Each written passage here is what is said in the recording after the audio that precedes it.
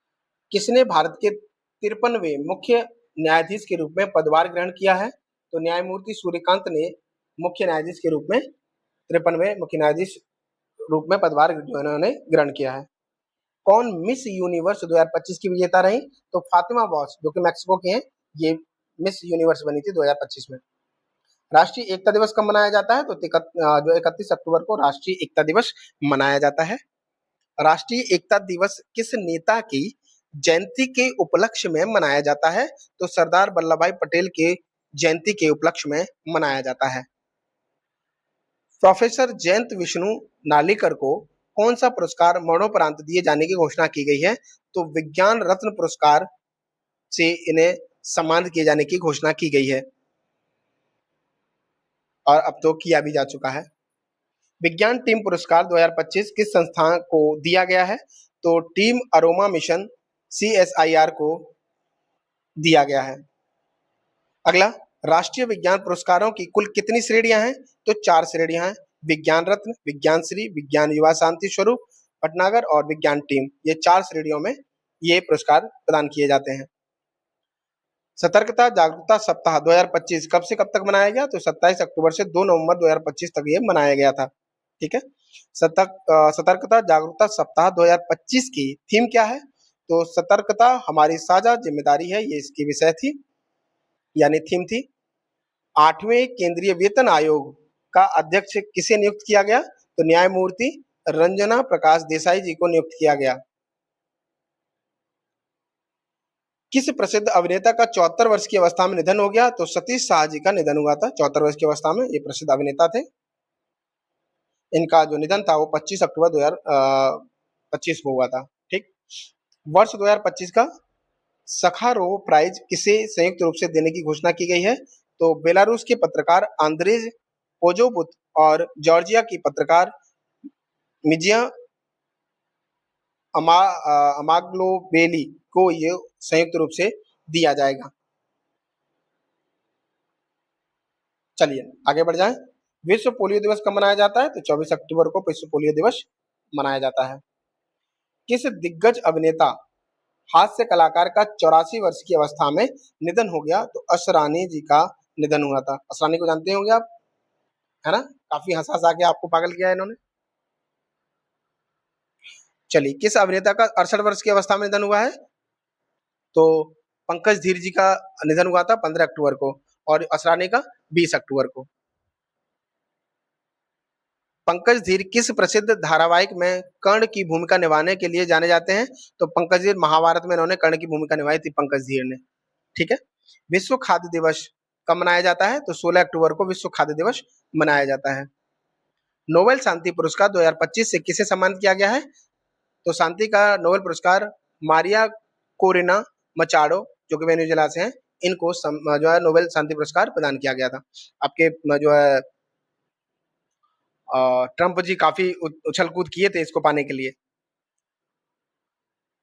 लेकिन जो मारिया जो है हाथ मार गई, कोरिना मचाडो। 70वें फिल्म फेयर अवार्ड 2025 का आयोजन कहाँ हुआ? तो अहमदाबाद गुजरात में हुआ था। किस फिल्म ने 70वें फिल्म फेयर अवार्ड 2025 में सर्वाधिक पुरस्कार जीते हैं? तो ये लापता लेडीज ने सर्वाधिक जो है पुरस्कार जीते हैं। ठीक है। वर्ष 2025 में साहित्य का नोबेल पुरस्कार किसे दिए जाने की घोषणा की गई है? तो लासजलो नाहोरकाई हंगरी के हैं, इनको जो है नोबेल पुरस्कार जो है साहित्य का देने की बात की गई है। वर्ष 2025 का शास्त्र रामानुज पुरस्कार किसे प्रदान किया जाएगा? तो अलेक्जेंडर स्मिथ को प्रदान किया जाएगा।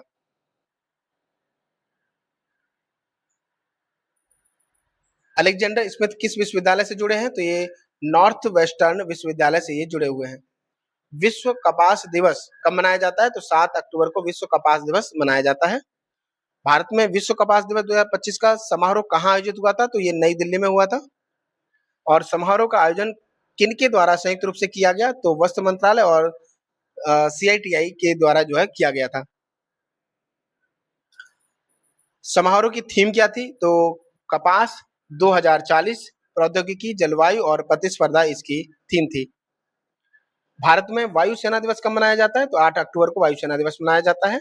और हाल ही में किस अभिनेत्री का निधन हुआ है? तो संध्या शांताराम जी का निधन हुआ है 4 अक्टूबर 2025 को। ठीक। संध्या शांताराम किस प्रसिद्ध फिल्मकार की पत्नी थी?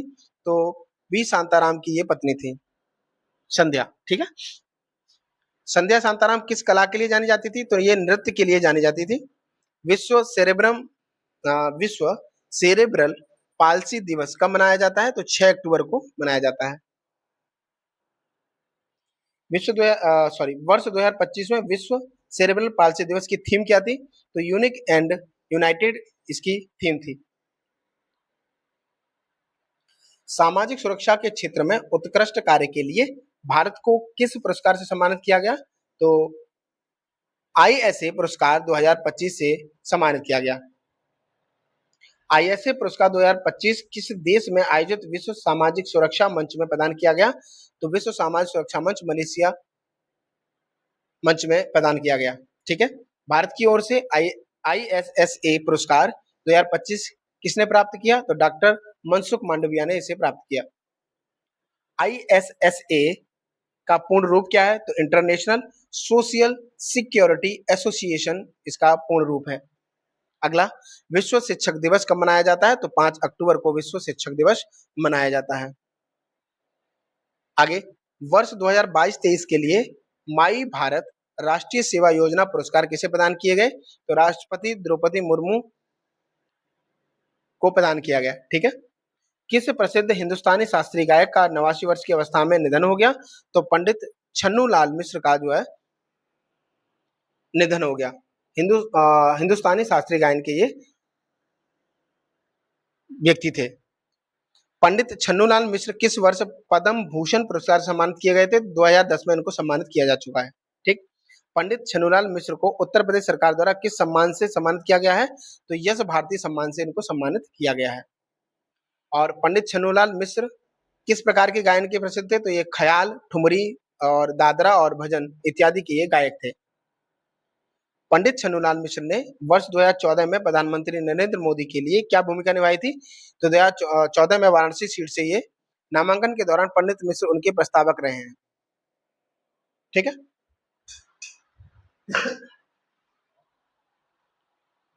अंतर्राष्ट्रीय अहिंसा दिवस कब मनाया जाता है? तो 2 अक्टूबर को अंतर्राष्ट्रीय अहिंसा दिवस मनाया जाता है। आपको पता ही होगा कि 2 अक्टूबर को गांधी जी का जन्म था। केंद्रीय औद्योगिक सुरक्षा बल के नए महानिदेशक कौन बने हैं? तो प्रवीण रंजन बने हैं। अगला है, द सीईओ माइंडसेट पुस्तक के लेखक कौन है? तो शिव कुमार इसके लेखक हैं। Missing from the house Muslim women in the Lok Sabha पुस्तक के लेखक कौन है? तो रशीद किदवई और अंबर कुमार घोष पुस्तक के लेखक हैं।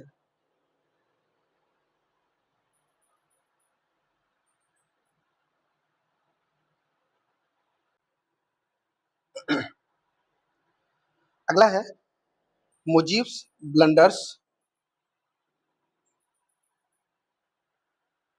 The powers and the plant behind his killing पुस्तक के लेखक कौन है? तो आंसर होगा मानस घोष।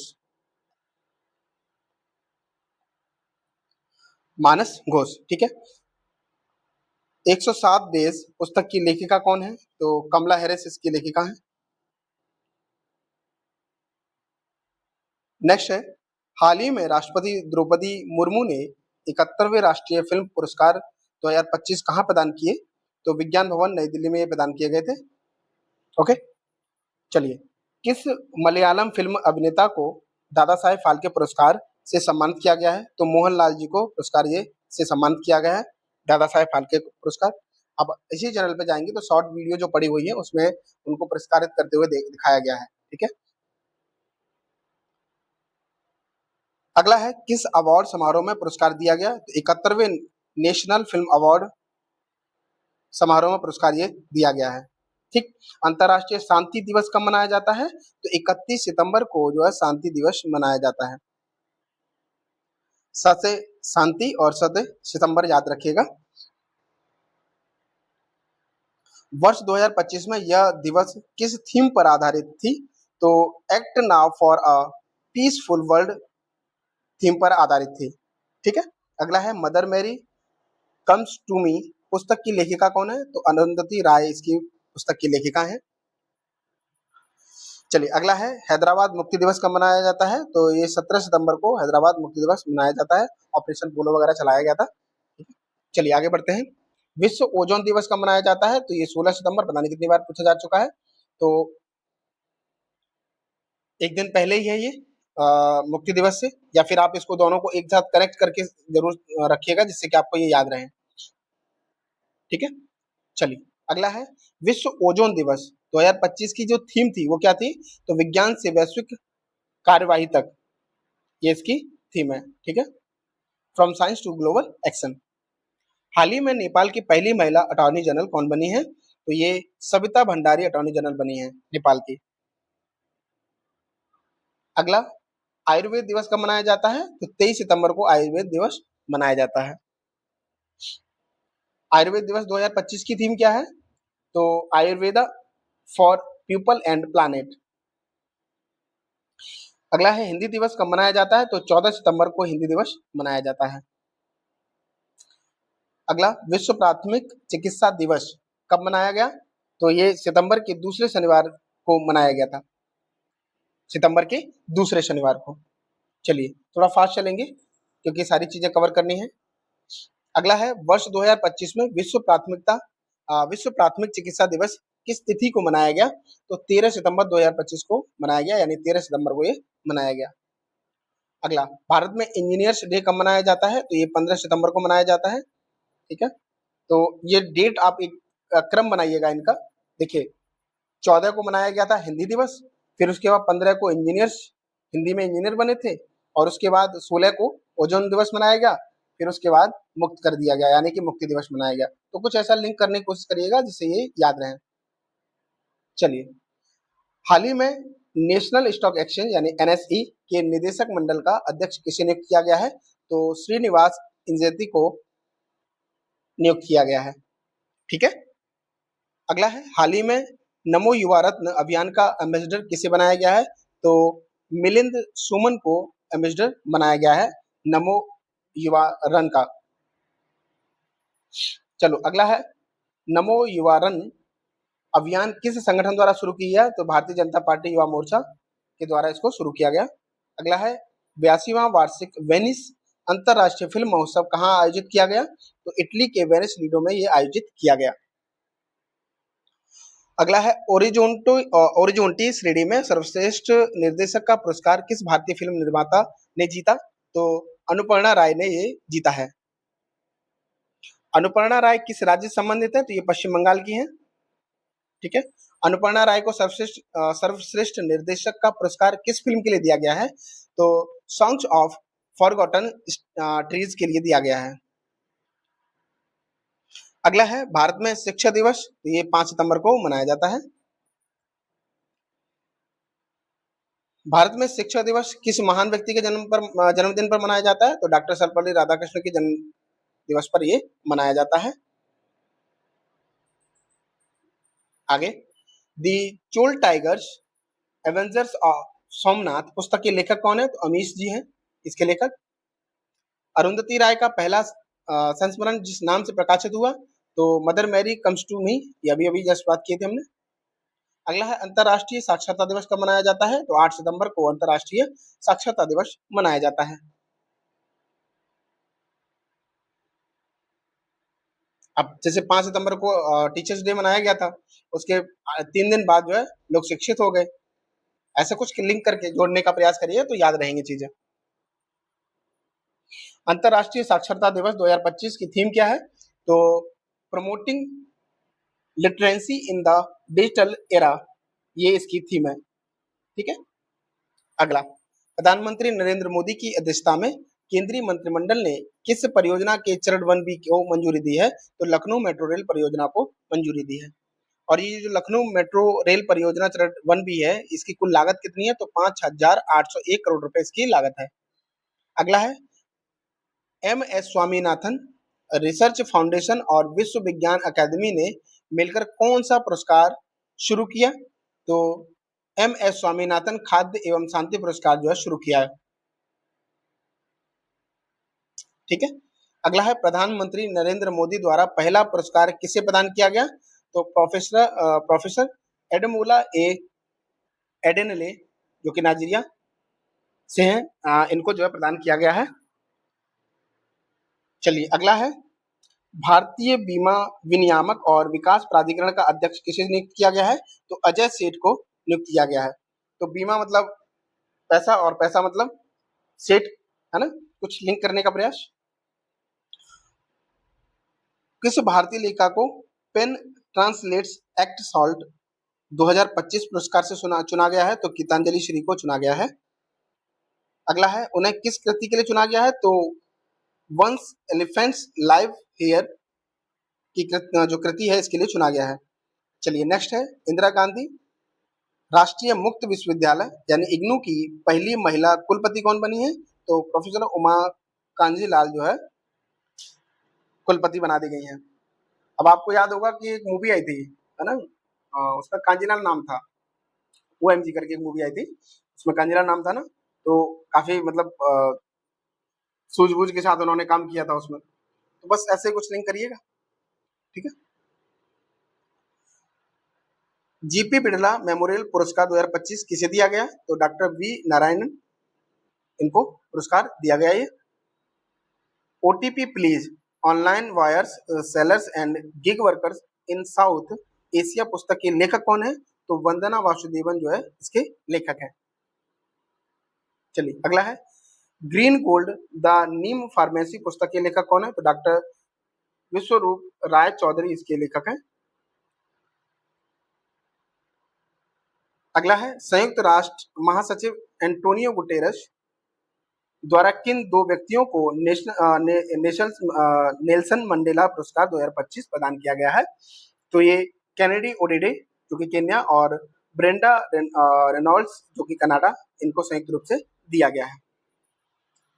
ठीक है। तो ये थी कुछ संक्षिप्त के बारे में। अब अगला लास्ट टॉपिक आज का हमारा खेल से संबंधित। अब इसके बारे में देखते हैं, थोड़ा सा फास्ट फॉरवर्ड चलेंगे जिससे कि जल्दी ही इसको खत्म फिनिश किया जा सके। चलिए तो शुरू करते हैं। Tennis grand slam tournament French open 2026 का आयोजन कहाँ किया गया? तो ये रोलैंड गरोर्स स्टेडियम पेरिस में ये किया गया था। इसको याद रखना है, केवल पेरिस में किया गया था। ठीक है, फ्रेंच ओपन। उसके बाद फ्रेंच ओपन 2026 पुरस्कार एकल खिताब किसने जीता? तो अलेक्जेंडर ज्वेरेन जो कि जर्मनी पहला ग्रैंड स्लैम खिताब इन्होंने जीता है, तो याद रखेंगे अलेक्जेंडर ज्वेरेन। महिला एकल खिताब किसने जीता? तो मिर्रा एंड्रीवा जो कि रूस की हैं, इन्होंने ये महिला एकल खिताब जीता है। अगला है 19वें इंडियन प्रीमियर लीग यानी आईपीएल 2026 में कितनी टीमों ने भाग लिया था? तो 10 टीमों ने भाग लिया था। ठीक है। और आईपीएल 2026 का फाइनल मुकाबला कहाँ खेला गया? तो नरेंद्र मोदी स्टेडियम अहमदाबाद में ये खेला गया था। चलिए अगला है कौन सी टीम विजेता बनी है? तो रॉयल मतलब वही बेंगलुरु जो है इसमें रॉयल चैलेंजर्स बेंगलुरु इसमें दोबारा लगातार दूसरी बार विजेता बनी है। कौन सी टीम उपविजेता बनी? तो गुजरात टाइटंस उपविजेता रही इसमें। अगला है फाइनल में प्लेयर ऑफ द मैच कौन बना? तो विराट कोहली जो है प्लेयर ऑफ द मैच बने हैं, याद रखेंगे इसको, विराट कोहली। ठीक है, अक्सर करके इनका नाम आपको देखने को मिल जाएगा, काफी सर्वश्रेष्ठ खिलाड़ी है ये। इस सीजन का सर्वाधिक मूल्यवान खिलाड़ी कौन बना? तो वैभव सूर्यवंशी मूल्यवान खिलाड़ी रहे जो राजस्थान रॉयल्स से खेले थे। ठीक है। और सर्वाधिक रनों के लिए ऑरेंज कैप किसने जीती? तो वैभव सूर्यवंशी ने सबसे 776 रन इन्होंने बनाए थे। ठीक है, छोटी सी उम्र का बच्चा इतना शानदार खिलाड़ी रहा। ठीक। सर्वाधिक विकेट लेकर पर्पल कैप किसने जीती? तो ऑरेंज कैप याद रखनी है और पर्पल कैप, ये दोनों ही पूछी जाती हैं। तो ऑरेंज कैप वैभव सूर्यवंशी और पर्पल कैप कसिगो रबाडा जो कि गुजरात टाइटंस से खेले थे, उन्होंने 29 विकेट लिए थे। ठीक है। अगला है इमर्जिंग प्लेयर अवार्ड किसे मिला? तो वैभव सूर्यवंशी को इमर्जिंग प्लेयर अवार्ड मिला है। फुटबॉल प्रतियोगिता इंडियन सुपर लीग यानी आईएसएल 2025-26 का खिताब किस टीम ने जीता? तो ईस्ट बंगाल एफसी, ये पहला खिताब इन्होंने जीता है। ठीक है। और उपविजेता टीम कौन रही? तो मोहन बागान सुपर जॉइंट्स इसकी उपविजेता टीम रही। अगला है बैडमिंटन प्रतियोगिता, थॉमस BWF थॉमस और उबेर कप 2026 का फाइनल्स कहाँ संपन्न हुआ? तो आर्सेस यानी डेनमार्क में संपन्न हुआ था। ठीक है, चलिए, थॉमस कप पुरुष 2025 का विजेता कौन बना? तो ये चीन बना है। और उपविजेता टीम कौन रही है? तो फ्रांस रही है। ठीक है, उबेर कप जो कि महिला 2026 का विजेता कौन देश बना? तो दक्षिण कोरिया बना था। और फाइनल में दक्षिण कोरिया ने किसे हराया था? तो चीन को हराया था। ठीक है, वहां पुरुष के मामले में चीन जीता है और यहाँ महिला के मामले में कोरिया जीता है और उपविजेता कौन रहा है? चीन रहा है। चलिए,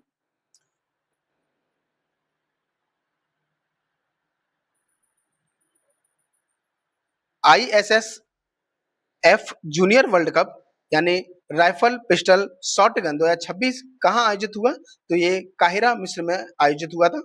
और पदक तालिका में भारत किस स्थान पर रहा? तो प्रथम स्थान पर रहा। ठीक है, तो ईशांक सिंह कौन है? रांची झारखंड के 7 वर्षीय तैराक हैं ये ईशांक सिंह। ईशांक सिंह ने कौन सी उपलब्धि हासिल की है? तो पाक जलडमरू मध्य पार कर सबसे कम उम्र के तैराक बनने का रिकॉर्ड बनाया है। तो ये आपके लिए महत्वपूर्ण हो सकता है। ठीक है, 7 वर्षीय तैराक हैं ये Ishank Singh. Laureus world sport award 2026 कहाँ आयोजित हुए? तो मैड्रिड स्पेन में हुए थे। और Laureus world sports man of the year किसे घोषित किया गया? तो कार्लोस अल्कराज को घोषित किया गया है। और Laureus world sports woman of the year पुरस्कार किसे मिला? तो एरिना सबलेंका को ये मिला है। ठीक है, टेनिस से खेलती हैं ये, टेनिस, और बेलारूस की हैं ये।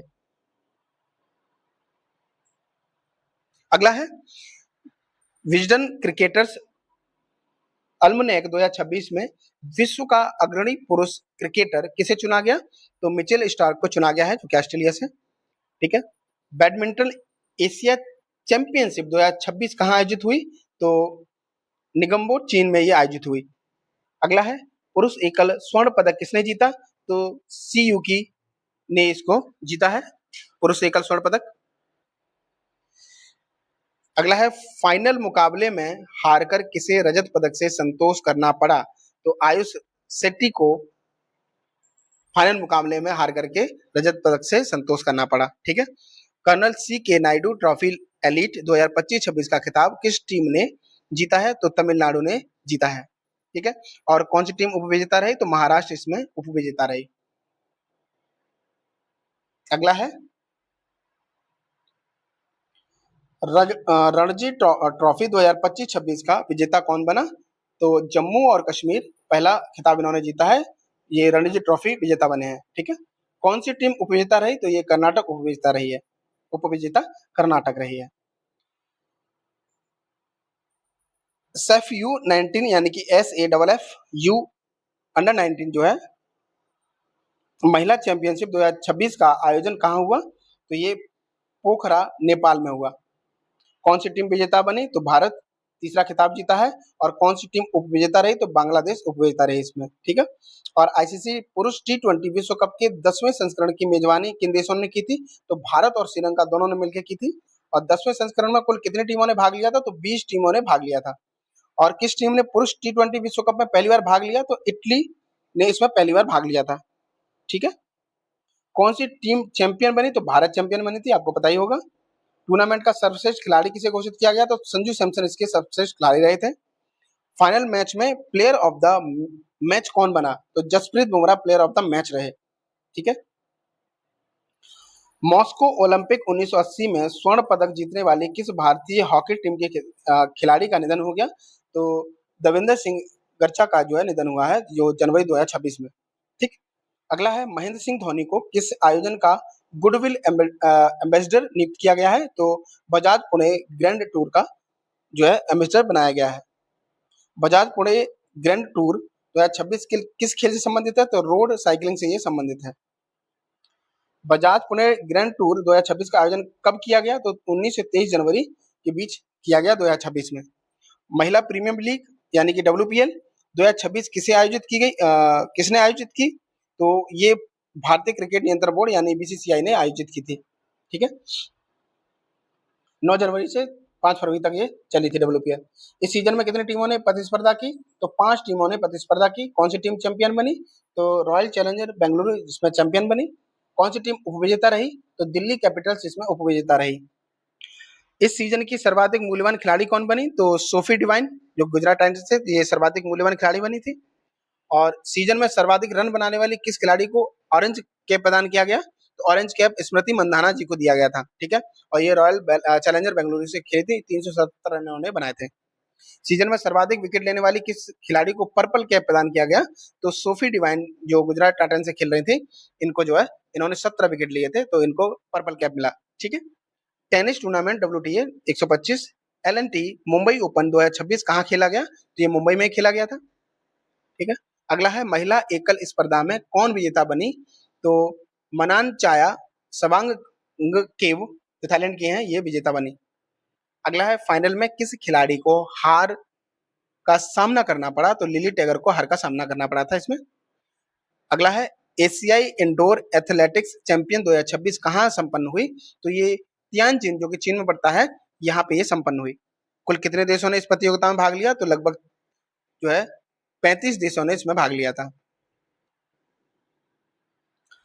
अगला है पदक तालिका में पहला स्थान किस देश ने प्राप्त किया? तो चीन ने 10 स्वर्ण सहित कुल 34 पदक जीते थे इसमें, ठीक है। और भारत कौन सा स्थान मिला? तो 7वां स्थान भारत का रहा था। भारतीय एथलीट कितने पदक जीतने में सफल हुए थे? तो 5 पदक, जिसमें 1 स्वर्ण, 2 रजत और 2 कांस्य रहे थे, ठीक है।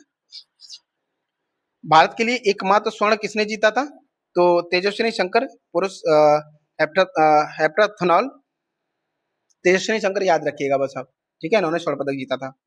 अगला है भारत के रजत पदक विजेता कौन थे? तो तजिंदर पाल सिंह तूर जो शॉर्ट पुट के लिए, और पूजा सिंह ऊंची कूद के लिए इनको रजत पदक मिला था, ठीक है। Badminton tournament BWF Odisha masters 2026 कहाँ आयोजित की गई? तो ये कटक में उड़ीसा में की गई थी। और इस टूर्नामेंट की पुरुष एकल स्पर्धा का खिताब किस खिलाड़ी ने जीता? तो किरण जॉर्ज ने जीता था, जो भारत से। FIH हॉकी पुरुष जूनियर विश्व कप 2025 की मेजबानी कहाँ की गई? तो ये चेन्नई और मदुरई है, जो कि तमिलनाडु में यहाँ पे की गई, ठीक है। कौन सी टीम विजेता बनी? तो जर्मनी 8वां खिताब इन्होंने जीता है। और विजेता उपविजेता के तौर पर कौन रहा? तो स्पेन रहे, ठीक है। किस टीम ने तीसरा स्थान हासिल किया? तो भारत ने तीसरा स्थान हासिल किया। खेलो इंडिया यूनिवर्सिटी गेम 2025 का मेजबान राज्य कौन था? तो राजस्थान था, पहली बार इसने मेजबानी की थी राजस्थान ने। और खेलो इंडिया यूनिवर्सिटी गेम के 7 मेजबान शहर कौन से थे? तो जयपुर, अजमेर, उदयपुर, जोधपुर, बीकानेर, कोटा और भरतपुर, ठीक है। और खेलो इंडिया यूनिवर्सिटी गेम 2025 में ओवरऑल चैंपियन कौन बना? तो चंडीगढ़ विश्वविद्यालय इसमें चैंपियन बना। और चंडीगढ़ विश्वविद्यालय ने कुल कितने पदक जीते? तो 67 पदक जीते, जिसमें 42 स्वर्ण, 14 रजत और 11 कांस्य थे। घरेलू football tournament AIFF super cup 2025-26 कहाँ संपन्न हुआ? तो ये गोवा में हुआ था।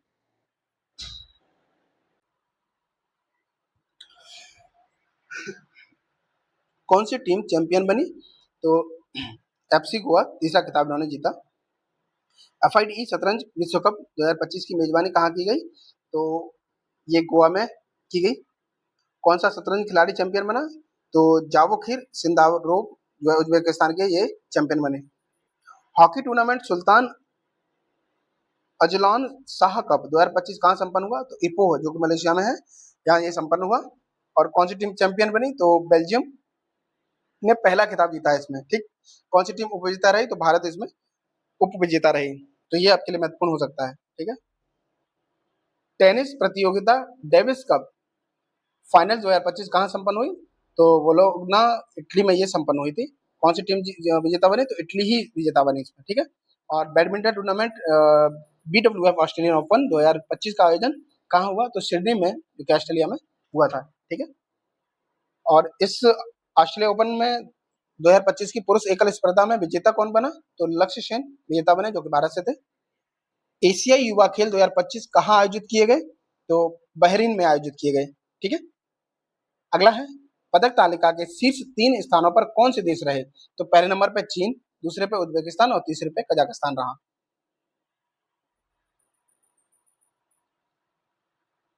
अगला है पदक तालिका में भारत किस स्थान पर रहा? तो 6वें स्थान पर रहा। ठीक है। भारतीय युवा खिलाड़ी कितने पदक जीतने में सफल हुए? तो 48 पदक जीतने में सफल हुए, जिसमें कि 13 स्वर्ण, 18 रजत और 17 कांस्य। अगला है प्रो कबड्डी लीग के सीजन 12 का खिताब किसने जीता?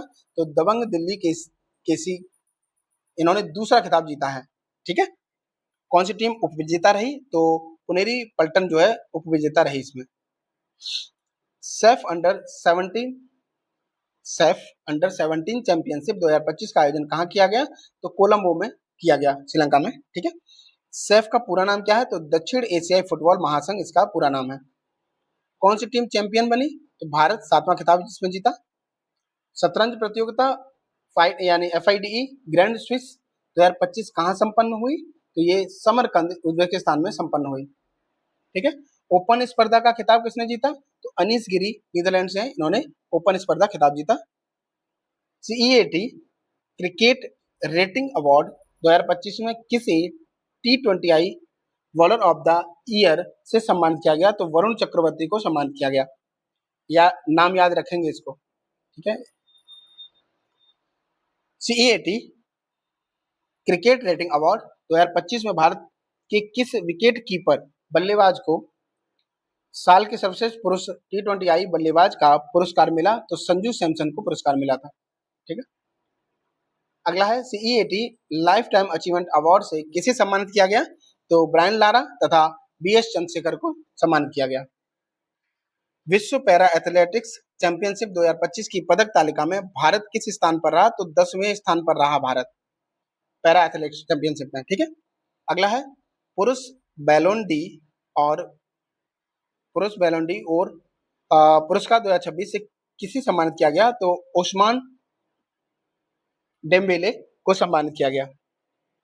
ठीक। अगला है 17वां क्रिकेट पुरुष एशिया कप 2025 का खिताब किसने जीता? तो भारत ने जीता इस खिताब को। और इसके उपविजेता कौन रहे? तो पाकिस्तान उपविजेता रहे। टूर्नामेंट के सर्वश्रेष्ठ खिलाड़ी का पुरस्कार किसे मिला? तो अभिषेक शर्मा को मिला था। और फाइनल मैच का सर्वश्रेष्ठ खिलाड़ी कौन बना? तो तिलक वर्मा बने थे। ठीक है। इन्होंने नैया पार लगाई थी। आगे पुरुष सीनियर मेंस सिलेक्शन कमेटी में हाल ही में किन 2 पूर्व भारतीय क्रिकेटरों को शामिल किया गया है? तो RP सिंह और प्रज्ञा ओझा को शामिल किया गया है। चलिए अगला है हाल ही में बंगाल क्रिकेट संघ के अध्यक्ष के रूप में किसे पुनः निर्विरोध चुना गया है? तो सौरव गांगुली को निर्विरोध चुन लिया गया है। केंद्रीय गृह मंत्री अमित शाह ने भारत के सबसे बड़े और आधुनिक खेल परिसर का उद्घाटन कहाँ किया है? तो अहमदाबाद के नारपुरा में ये उद्घाटन किया गया है। चलिए अगला है केंद्रीय गृह मंत्री अमित शाह ने किस खेल परिसर का उद्घाटन किया? तो वीर सावरकर खेल परिसर का उद्घाटन किया है अमित शाह जी ने। खेल परिसर की लागत कितनी है? तो 825 करोड़ रुपए इसकी लागत है। अगला है 2025 हॉकी एशिया कप का 12वां संस्करण कहाँ आयोजित किया गया? तो राजगीर बिहार में ये आयोजित किया गया। इसमें किस देश ने खिताब जीता? तो भारत ने इसमें खिताब जीता। और उपविजेता कौन रहा? तो दक्षिण कोरिया इसमें उपविजेता रही। ठीक है। तो इस प्रकार से जितने भी वन लाइनर वाले क्वेश्चन जो बन सकते हैं उसको हमने कवर किया है। अब अगली क्लास आपकी विस्तृत तरीके से चलेंगे, जिसमें राष्ट्रीय परिदृश्य को हम लोग देखेंगे पहले, फिर उसके बाद अंतर्राष्ट्रीय घटनाओं को देखेंगे और एक एक करके जैसे वैज्ञानिक दृष्टिकोण और भी जो मिसलेनियस वाले पार्ट हैं उनको कवर करेंगे। ठीक है। तो चलिए आशा करते हैं कि आपको ये वीडियो काफी हेल्पफुल रहेंगी, आपकी मदद करेंगी ये। ठीक है। तो अच्छे से इसको 1 बार 2 बार 3 बार अच्छे जरूर पढ़ के जाइएगा स्पीड में करके, जिससे कि आपको थोड़ी सी जल्दी रिवीजन हो जाए। और एग्जाम देने से 1-2 दिन पहले इसको जरूर 1 बार 2 बार इसको जरूर करके जाइएगा, वीडियो को कवर करके। ठीक है। अच्छे से जरूर पढ़ के जाइएगा क्योंकि कंफ्यूजन बहुत होता है। अगर 1 बार 2 बार इसको जरूर करके जाएंगे, एग्जाम से पहले जरूर इसको देख के जाएंगे तो चीजें आपको याद रहेंगे। ठीक है। तो चलिए मिलते हैं अगली क्लास में आप सभी से। तब तक के लिए आप सभी को नमस्कार।